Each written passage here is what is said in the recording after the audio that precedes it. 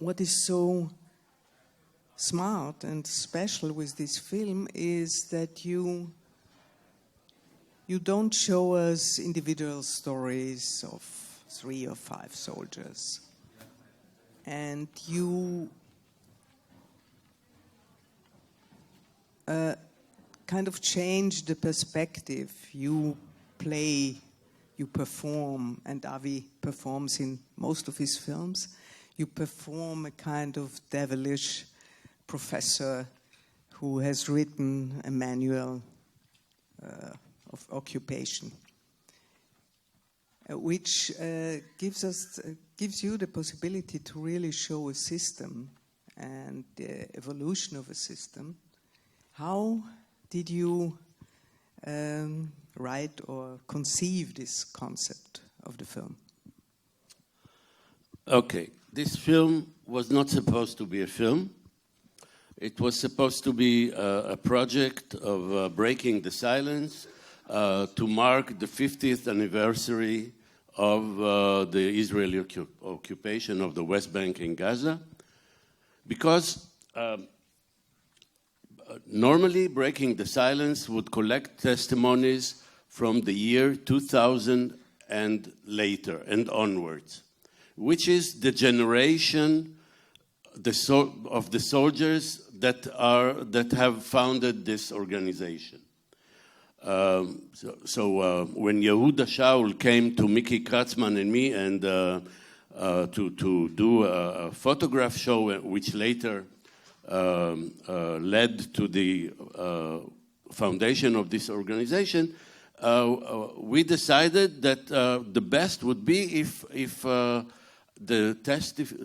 witnesses would be his and others' peers who served with them. This was the start.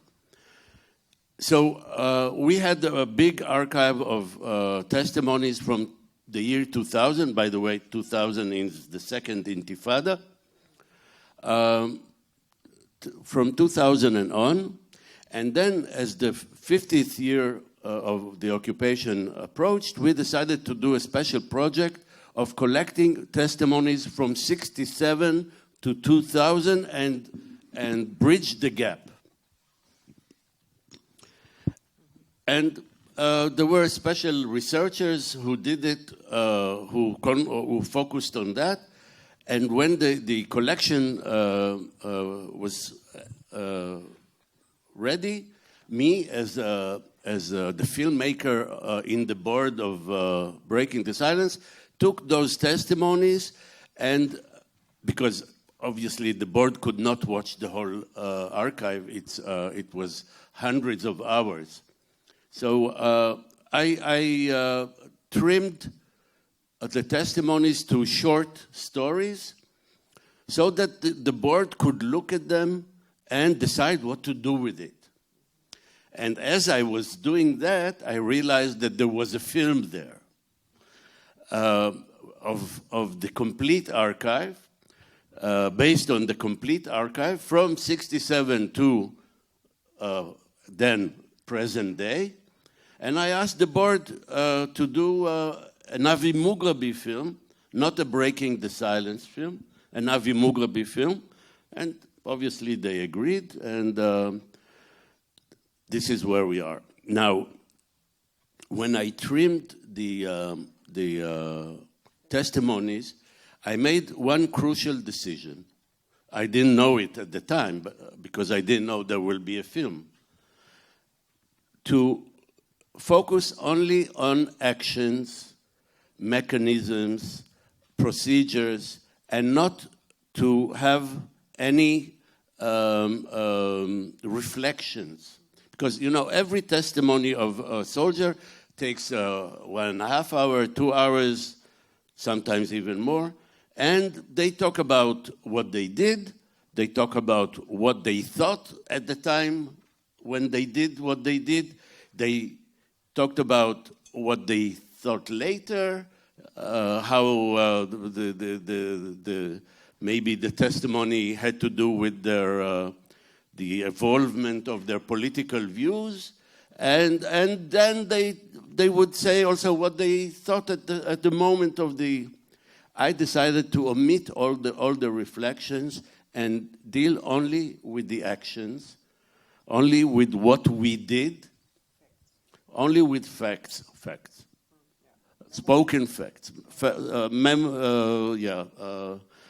memories of what people did. And when I started to make the film, I realized that this focus actually created the manual. From then on, the manual was already there. The question was how to wrap it, how to make it accessible for you. In the beginning, I thought it should be only testimonies, and I realized that unless you're an addict like me, you will not survive it.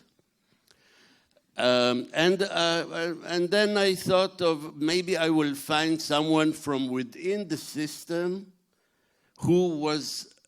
There is a manual. Maybe it's not written. Maybe it's not locked in a safe somewhere in the Ministry of Defense. But there is a manual, a mental manual. So I thought maybe I'd find someone who was one of the conceptualizers of the manual, and he would agree to expose the manual to us. Obviously, this was too presumptuous, and so I volunteered. You can say that I was looking for a way to get into my film, that my narcissism won again. And this time you don't sing. No, I don't sing. But you said you hoped or you thought there would be a manual somewhere. It was a fantasy. But do you think that, because in retrospect, of course, we get the feeling or we understand that every step is a logical step forward. But is that a concept from the beginning, or does it evolve by doing things and how the others react and so on? Look, I don't know. Obviously, the safes are still locked, and the archives. But archives are starting to unlock, and you get documents from 1948. And you understand that whether it was a really well-written plan or well-conceived plan, but again, mentally, look, the whole idea of the state of Israel as a Jewish state means that is about Jewish dominance between the river and the sea. And in order to create this dominance, you have to have a Jewish majority. So obviously, in order to save the Jewish majority, you need to do different actions in order to avoid the possibility that this majority will become, that the population will be balanced, or even worse, that there will be an Arab majority. So if this is the basic of your project, you need to make sure that the destructive element will never be materialized. Destructive element is an Arab majority within the Jewish state. But there's a contradiction in it, because this you can only apply after 1967. I mean, before there was not there was a Jewish. If you want to keep a Jewish majority, why occupy areas where you have so many Palestinians and the demography changes? Obviously, Jewish majority doesn't mean that. Look, if you would be right if the Palestinians in the occupied territories would have the same rights, would be able to vote, would be able to change the concept of the state. The whole idea about the occupation is that 5 million Palestinians in the West Bank and Gaza are without rights. They don't participate in the election of the government that determines their life. So they don't exist. Politically, in Israel, they don't exist. They have no way to influence all the big decisions that determine how their life will be. Can you imagine that? No, actually no. But I mean, you say from the river to the sea, which is of course very provocative. But I mean, in my opinion, well, what's so provocative about it? It's used by both sides. I mean, this to the river, and in my opinion, this is the tragedy of this conflict, that both the Israelis and the Palestinians try to have the whole territory from the river to the sea. But as far as I understand history, this was not the concept of the State of Israel before 1967, to have, I mean, already in the wars before, in 1948 and so on, they tried to make their territory bigger, always under the pretext of more security. And but only after 1967, the decision not to change land for peace was the basis of your film, actually. Look, I would not give Israel the concession of having of developing the big dreams of the big Israel only in 1967. If you read, yesterday you proposed that I make a film about a book by Tom Segev, who's an Israeli historian, and the book of Rashid Khalidi, who is a Palestinian historian. And if you read those two books that you proposed, I read them. then it's difficult to accept.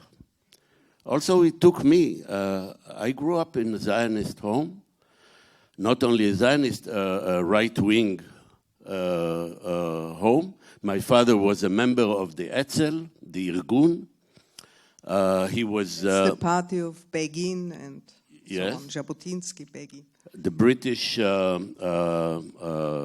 jailed him in the beginning in Palestine and later deported him, although he was a peon, he was not an interesting resistance fighter. Then they deported him to Sudan with all the big guys of the Irgun, of the Etzel. And I grew up in this atmosphere, and obviously when I started developing resistance to this, we had big fights. And imagine my father, who admired Ariel Sharon, had to face me, or had to see me refusing to serve in the army during the First Lebanon War in 1982, a war that was initiated by Mr. Sharon. And very soon after, my father died, and my sister all the time says, I'm sure that he would have changed his mind. I'm not sure. Well, you refused to serve in the army. Let's talk for a moment about the guys in the film. I did my service. I refused to serve in the war as a reserve soldier. Okay. Okay, these the former soldiers who talk in the film, for me, this is also, to say something positive, very exceptional that an organization like that exists. I don't know of any other country where former soldiers, and after a very short time, I myself made a film called East of War, where former soldiers of the Wehrmacht talked for the first time, but that happened after 50 years. So there was a long silence, as we know, and many of them still refused to talk about what they personally had done. So I think this is exceptional for these men to talk. And I wondered, in Israel also women have to do service in the army. Are there no women in these testimonies, or why didn't you put some women in?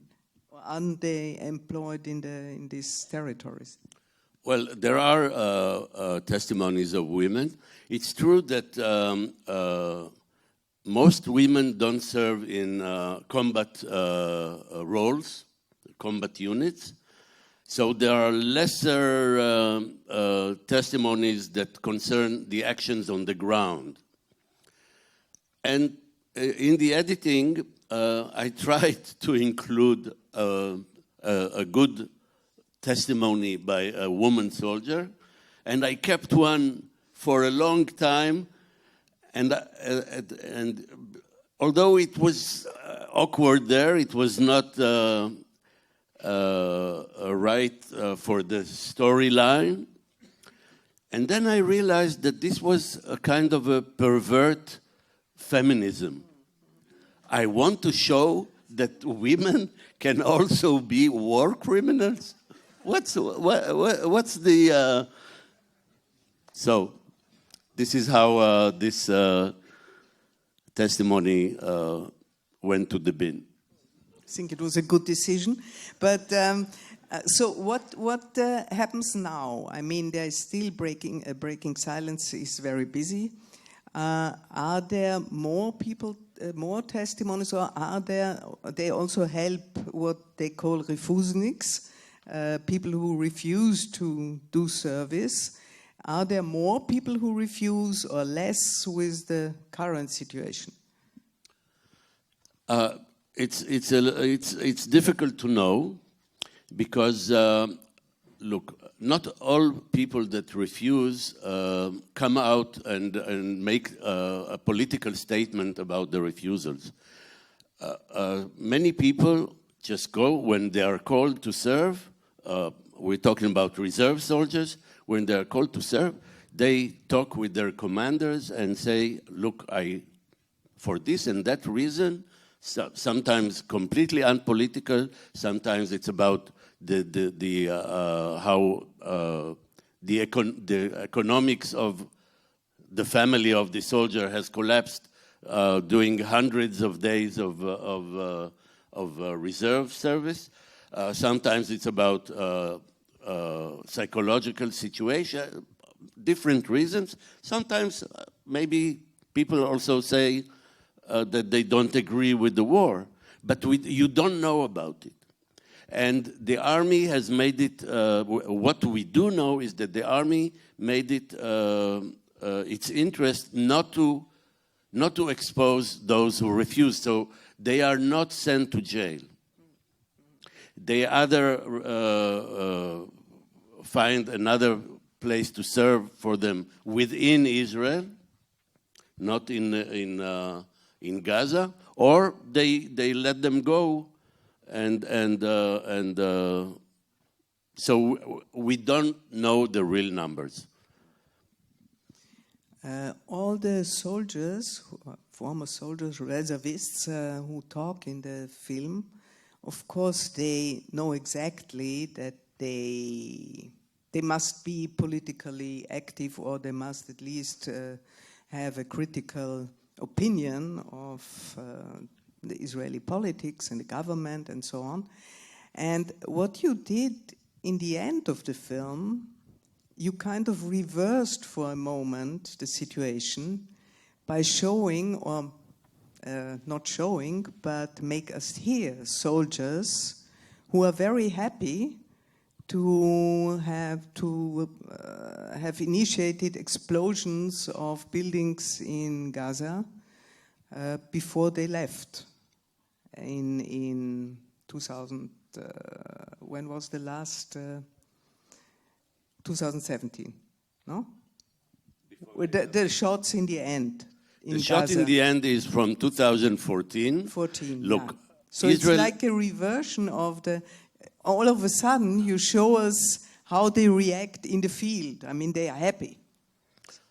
Yes, and we've seen this. If you are on social media, I guess you could not avoid seeing horrific videos of soldiers bragging about the destruction, the killing, saying things that I would not repeat. I mean, I didn't memorize. I hope my memory is bad enough not to remember exactly what was said. And yes, not all people share the anti-occupation sentiment, I'm afraid. This is obvious, yes. So, I mean, it's amazing, the end of the film in 2014 in Gaza is like demanding the next chapter. So what, if you could continue the manual for us now, what happened in the last 4 years and what led to this horrible? I mean, it's a film about the Israeli side, so of course it's not a film about how Hamas and how the evolution on the other side was happening. But if you would continue the manual for us today, tell us. I'm not sure I'm prepared for that, and I don't know if I want to do it.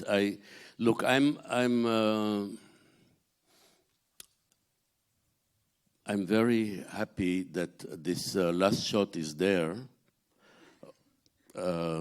now, even more than I was when I finished the film, because, you know, this film was called The First 54 Years. And we had the joke that every year we will have to update the title of the film. And of course, my distributors laughed a lot when I proposed this. It wasn't a real serious proposal. And the last shot is actually is as if it was taken from today. It is from 2000, so you don't need to tell the history. The history is already there. The history of that the manual exposes tells you everything until and arrives at the end at a shot that is telling you the present day. We don't need the film is actually the first 57 years. Okay. It's a graphical problem to change it, but we reached that point where the soldiers salute Gaza, good morning, and bomb it. Okay, so of course you talk about the army, you talk about the settlers. We don't really know who these settlers are, and we don't, of course the film can't do everything, that's the strength of the film. But what happened in these 4 years is that the religious Zionists, these fascists, in my opinion, who are in the government now, became even stronger, and that the settlers more and more decided what happens in the Israeli government. So could you speak about that? A bit about these last 4 years, the period that led. And also, a second question, the guys in your film, they talk about Shabak, the Israeli intelligence service, and everybody asks, so how come that this Shabak or the Israeli secret intelligence service didn't know what's going on in Gaza all those years?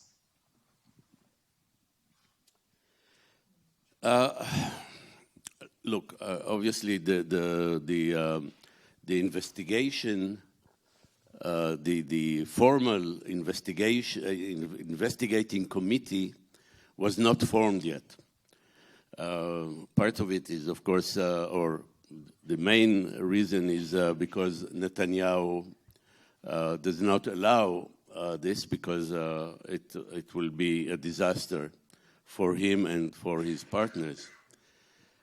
So we don't really know what they knew or what they didn't know, or what who called whom at what time in the morning of the 7th of October, and who did not answer what phone, and etc.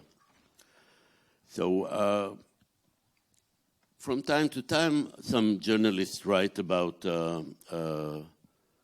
things that were known and ignored, and write about how the forces securing the border were moved a few days earlier to the West Bank so that the settlers can pogrom in Hawara, in a small town on the way to Nablus. And this is, those forces were missing on the morning of the 7th of October. But I'm not talking only about the 7th of October, but I mean all the tunnels, everything that was prepared there. I mean, in the system you show us in your film, they tried to react to every step the other side took. Yes. So there they missed it. Maybe, I don't know. It's something that we will learn in the coming years. I don't know. They are hiding because it's how shall I say it? Their tail is burning. Does it make sense in English? Yes. So if they allow us knowledge, it's dangerous for them. So I'm not sure I can, I know. And can you tell us a little bit about the rise of the religious Zionists who were there from the beginning of the State of Israel, but became stronger and stronger from day to day? Yes, well, it's a long history, but the Zionist religious parties changed, who were in the until '67 were part of the moderate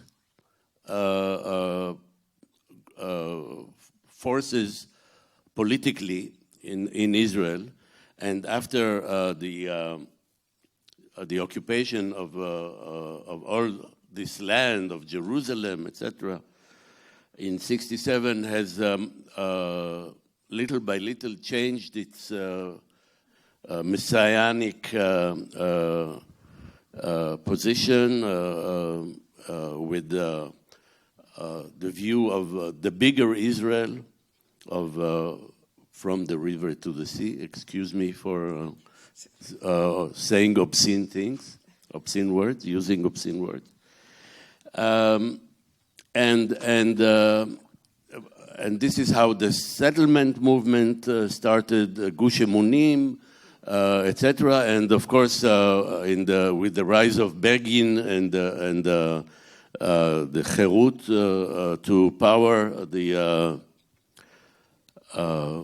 it's not that only the right wing built settlements. All the labor governments participated in this land grab, which is a crime by international law. It's a crime. The laws of occupation forbid the movement of populations from and into the occupied territory. So this is an international crime, war crime that all parties share. And the arrival of the very extreme right in the government, in the recent government, is due to Netanyahu's political inability to create a government without them. And he endorsed them and put them in the government, has given them a lot of power, and look, I think that he would be happy to end all this now. He can't afford to. The minute he will move too much to the center, his government will be gone, and I'm not sure that he will be re-elected. Okay, I mean, we don't want to go too much into this, because I would say, is there any other person, that maybe one or two more questions from my side, and then we open it up. Is there any other person who could be elected if it's not Netanyahu? If there will be elections next year, probably. Ayman Odeh. You're what? Ayman Odeh. Who is that? Ayman Odeh is the head of Hadash, the Palestinian Jewish party, formerly a communist party. And if you need to mention one person who's a real person of peace in the Israeli politics, I say Ayman Odeh. And you're an optimist, and you say peace has a chance. I'm not an optimist at all. Never have been. So maybe last question, how do you see what's happening now? I mean, now, for the moment, there's a ceasefire. Will it hold? Will it be broken? And so on. Already been broken many, many times. Today, by both sides, today there was an attack of Palestinian fighters on Israeli soldiers, and now Israel is bombing Gaza again with airplanes.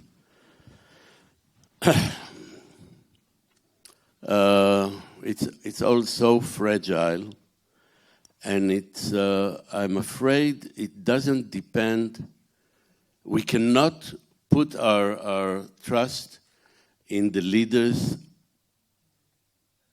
on the in the Middle East. We are dependent on another kind of crazy person, and we will have to see when he's had enough, because it looks like he's had a little bit enough, and whether he will insist on continuing or losing interest like he did. Because now he's gained interest again in their Ukraine war. So God knows if he has time for us. But he's a businessman, and he reunites with the businessmen from Qatar and other places. So maybe they and the whole world wants to invest again and make money.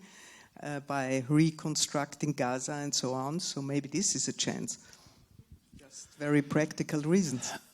Yeah, maybe is the core the core of this of all assumptions. I think is the main word for all, main term.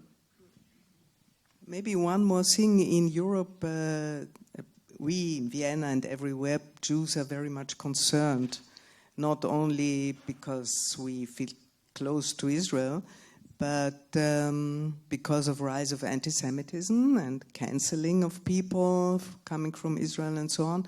Did anything like that happen to you? I mean, you live in Portugal now and you move around and are invited here and there. Did you feel the canceling, boycott, and so on? No, not at all. On the contrary. My partner and I, we live in Lisbon, where there is a small community of Palestinians, Lebanese, Israelis. We have close ties within this community, and whenever there is, for instance, an event or a demonstration, Avital, my partner, is invited to speak, and of course it is said, it is well mentioned that she is an Israeli, not supporting the war, and the last thing we feel is unwanted. Because here there's a big division. I mean, there's the Jewish community is very strongly supporting Israel, whatever Israel does, or whatever any Israeli government does. And there's the other side, yeah, and there are the people, of course, many young people all over Europe and the world who support the side of the Palestinians, and there are no bridges at the moment, and no conversations and nothing. But look, this automatic support, I cannot understand it. I would not support you automatically. I support you by your values and your actions. And I was talking about you. Yeah. I don't understand it either, and I'm a member of this community, and I have big problems with them, and they with me.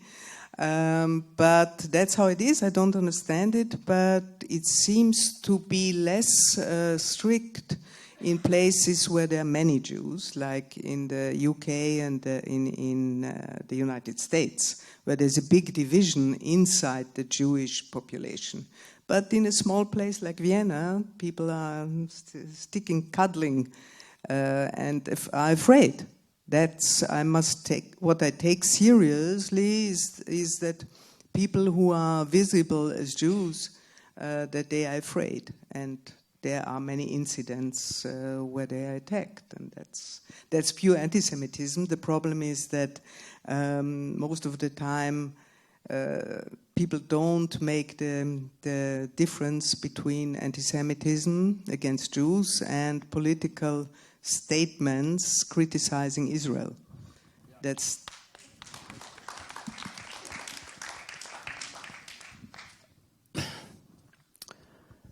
Yes, well, I don't want to get into.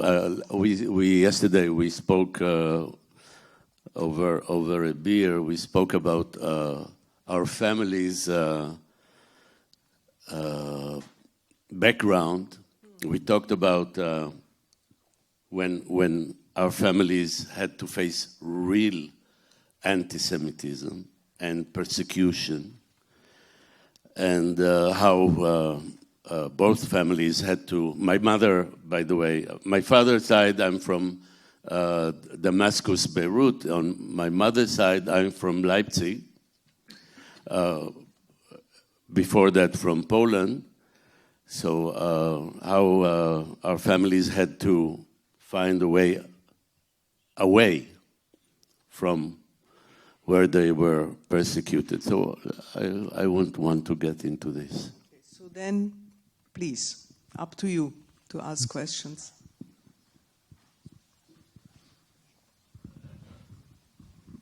Good morning. There's a microphone. Yeah, I got one. Good morning. Over here, on your left, but doesn't matter. Here. Good morning. I would like to ask, how was your film perceived or discussed in Israel? It is not. Look, this was the first film in a 30-year career that was rejected by all Israeli cinema foundations, by all Israeli TV stations, and even by all Israeli film festivals.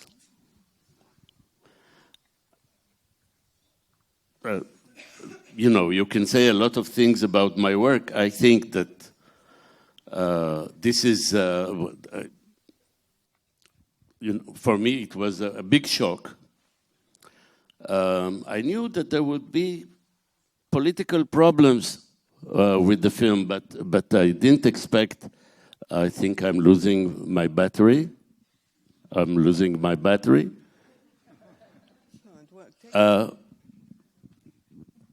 And we all lose our batteries. There's something. As close as I can. Anyway, of course, the film was made first and foremost for the Israeli public. And not being shown anywhere was unacceptable. It had a few Cinematheque screenings, but that's it.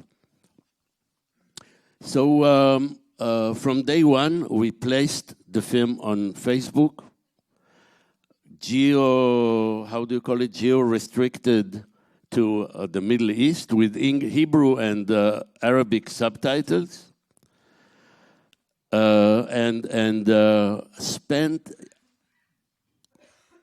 You don't know how much money I spent. Anything I could have earned from all my contributions to this film was spent into digital marketing on Facebook of the film, and it reached millions. Of course, you don't know what it means on Facebook. If people saw the film for 2 seconds or saw the whole thing, they don't.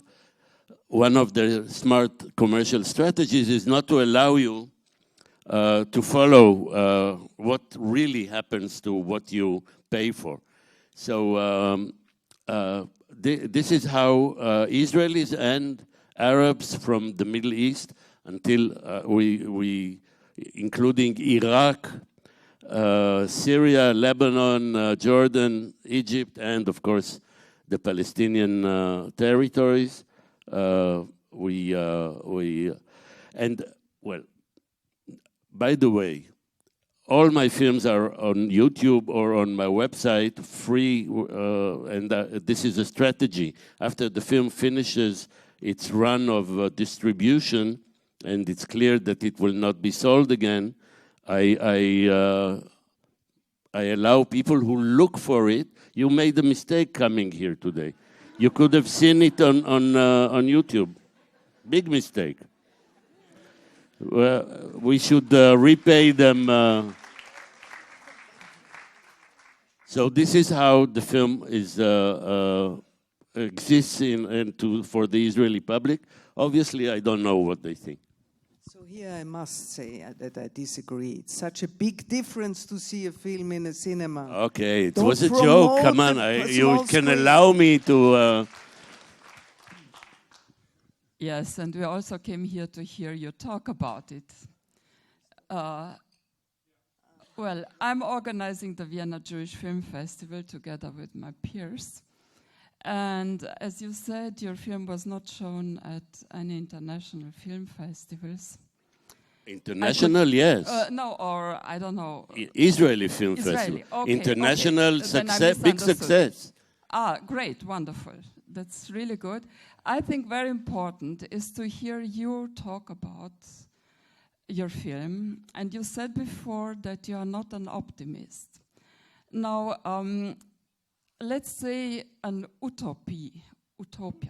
What would you, from an utopic point of view, consider a good conclusion to what you have shown to us and what today's situation is? Look,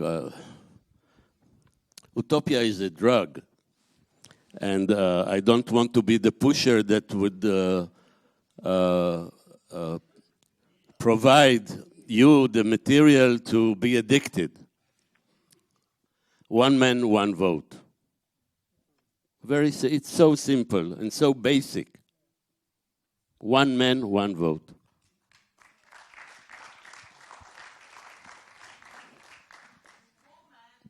So yeah, sorry. One person. I should say not he, she, I should say they. Okay, so you are advocating the one-state solution. I didn't say what the solution will be.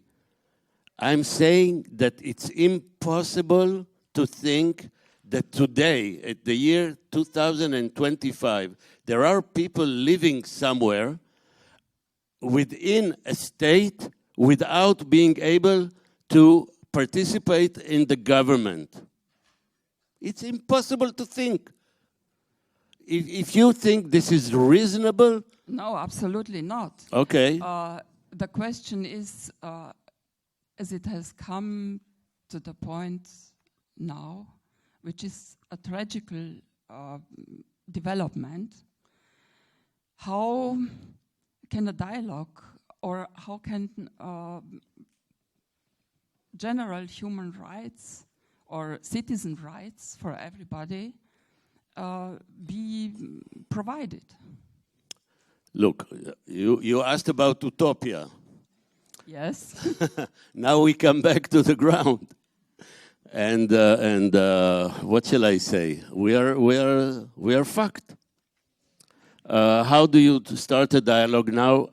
It's very difficult. Look, I have now on a project that I'm doing. I need some contact to make contact with a Palestinian company in Gaza. Sorry, not in Gaza, in Ramallah, and ask for their permission to use some data that they have collected.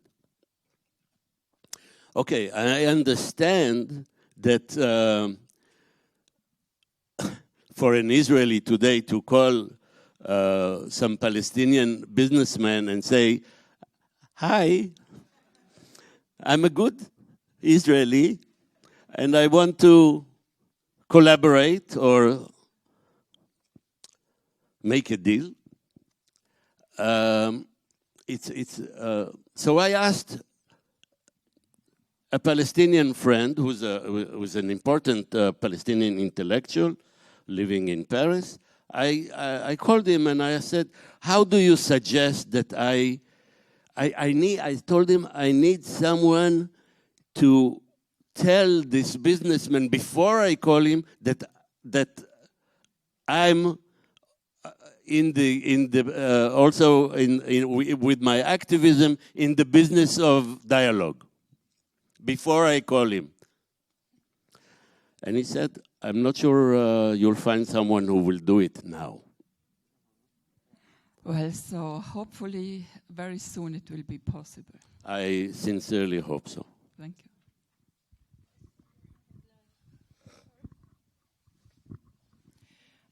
Here I am. Thank you very much for this very moving and important film. There was this one scene when one former soldier talked about his, I would call it, disobedience, when he was, I guess, in Gaza, when he was watching his commander beating up a small boy, when he he didn't say that he had said something, but he had done something, so his commander had stopped beating up the boy, he said. I wanted to ask you, are there more of these situations of disobedience about which former IDF soldiers talk about when they were in Gaza or in the West Bank, where they tried to stop things even when they didn't or wouldn't call it disobedience or wouldn't argue it politically? Is there more of it because there was just this one scene? Thank you. Yes, there are more. I cannot tell you in percentage how many, but obviously there are more. Those testimonies are not always interesting, you know, when or not always can be easily inserted into the storyline, the theme. So there was this one guy. You're talking about the guy who, he's an artist, an Israeli artist, Guy Benner. He's a very, very good friend of mine. Yes, there are others, but like it's like the issue of including a woman. Sometimes it works for the narrative, for the story that you're telling, and sometimes it doesn't. But people are people, and there are people of all kinds. Those you see or those you hear at the very end of the film in the last archival clip are not everyone. Some are like this, and some are like my friend Guy, who couldn't take it anymore and decided to do what he did. Thank you. My question is about the organization Breaking the Silence more than about the movie. I'm really curious about how you reach out to soldiers and what the reaction is, and also if there have been any responses by the Israeli state or the military themselves, or if the soldiers or the organization receive any backlash. Yes. Look, sometimes we look for witnesses, and it's done in different ways. One witness tells you about a possible other witness who's a peer, a friend, a colleague. And the connection is made somehow, but also a lot of times people approach us. People need and want to talk, and we're not talking just about now. We're talking about 21 years of collection of testimonies. More than 1,500 people. Did interviews with us. So this is how it works. It's a research work with different motivations on our side and on the side of the speakers, and this is how it works. And I succeeded to forget the second part of your question. About the reaction of the military and the state. Oh yes. Look, in Israel until now, there were already 2 laws that were legislated that were called by the media breaking the silence law.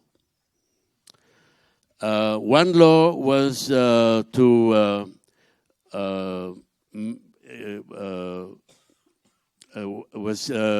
that every NGO should, when they approach people of government or parliament, officials or elected, they should carry a tag saying who is financing them.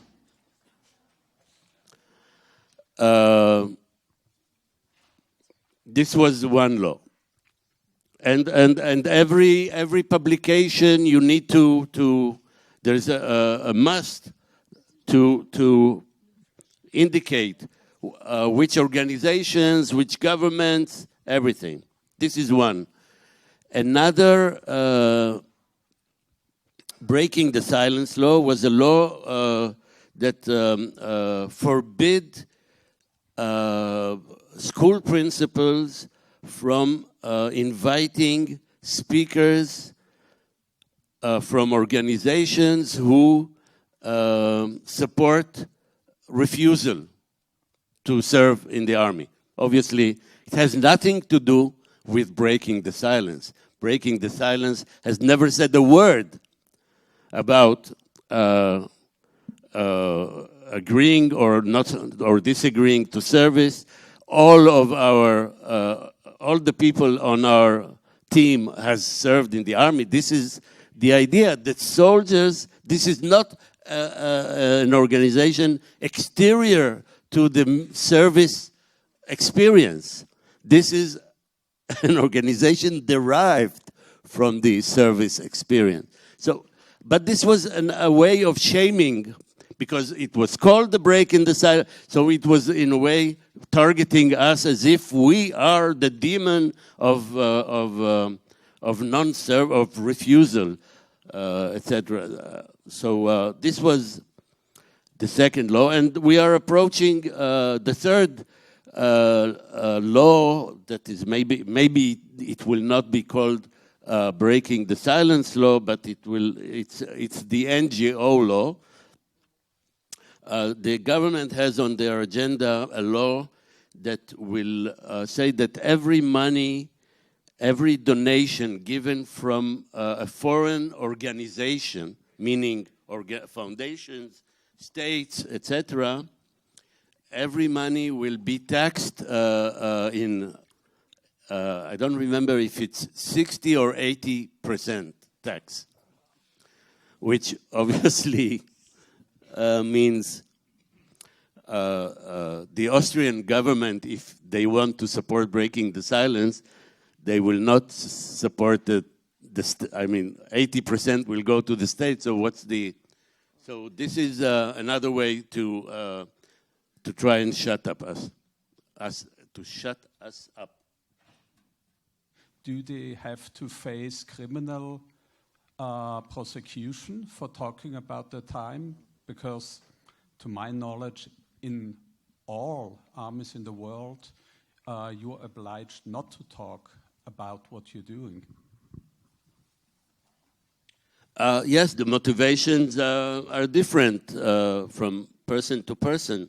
Some people are very political. Some people are very extremely traumatic. It's it's every person has his story in this, and it was my decision not to get into this, not to include this in the film, and I'm really I made this decision seamlessly, but in the end it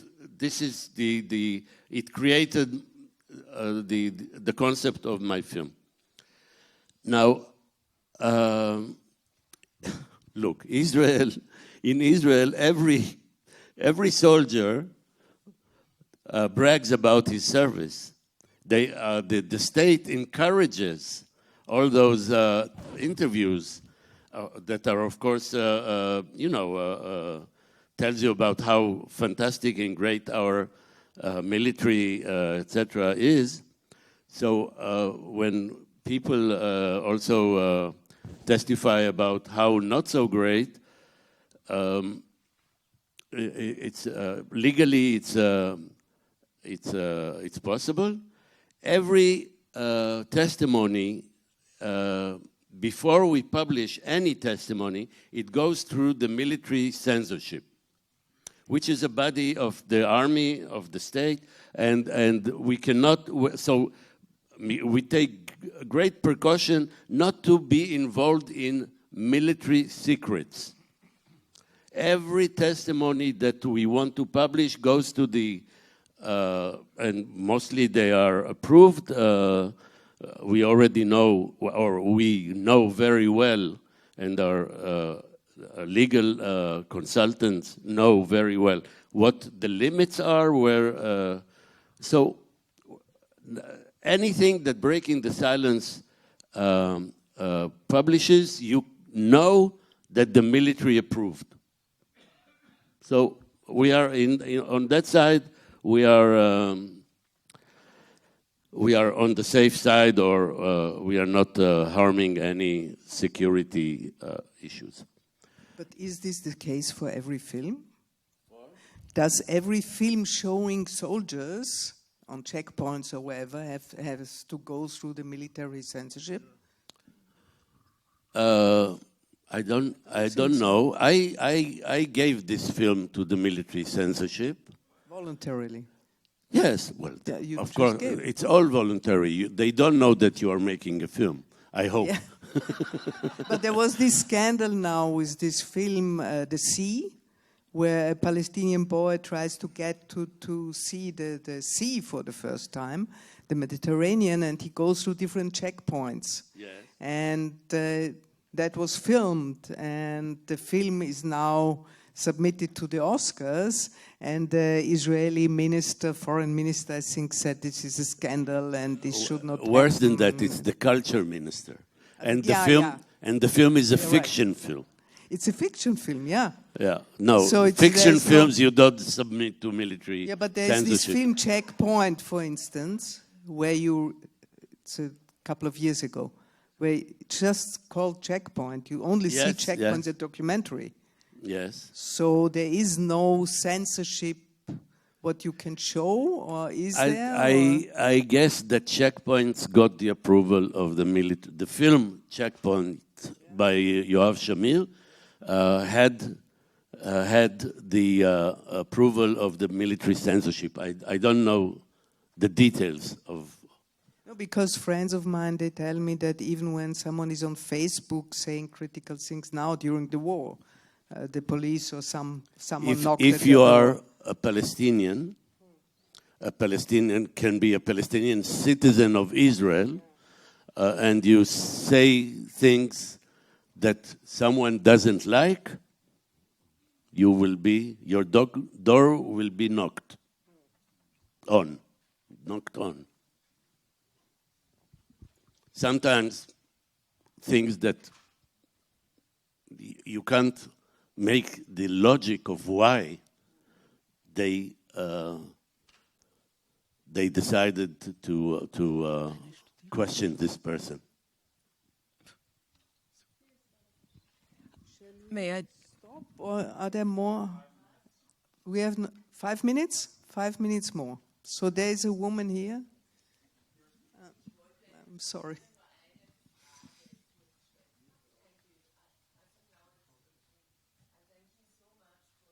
I can't hear you.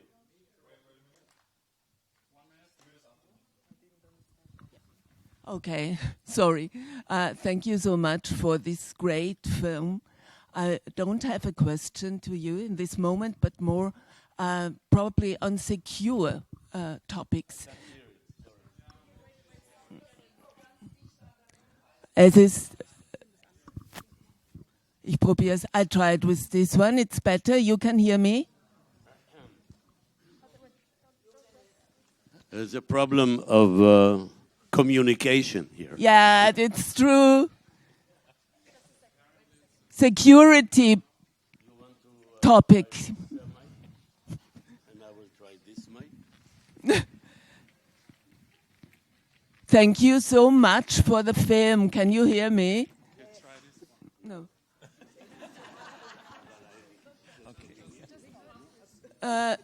Oh, yeah, it's there. Thank you so much for this great film. I don't have actually a question to you. I'm very happy that I made it this morning, Sunday morning, to the cinema and to be here and to hear you and Ruth Beckermann to talk about the film. But when I came in and now I switched to the situation here in Vienna, I just asked myself, what is about the police in front of the cinema? And I just wanted to ask the organizer, or did you feel in a way insecure, or why did we have police in front of the cinema? I was irritated, I have to say, and yeah, I wanted to make this point, and nevertheless, I felt not secure when I saw police in front of a cinema. I didn't experience this before, and in the Viennale context, and probably others also were irritated at least, and this is what I wanted to mention, because, yeah. No, I didn't feel insecure. Ruth is not so, doesn't look so threatening. And I honestly, I didn't even see the police, so maybe those forces are transparent to me, I don't know. You don't know the uniforms of our Viennese policemen. That's why. I saw him, and I think we cannot answer you because this is not our decision. With the red... Of course, yeah. Your nose, yeah. Exactly. These are our police, yeah. No, we stop. So we say thank you, and thank you, Avi. And have a good day. Thank you very much. Thank you, Ruth, for the idea and for the invitation. Thank you.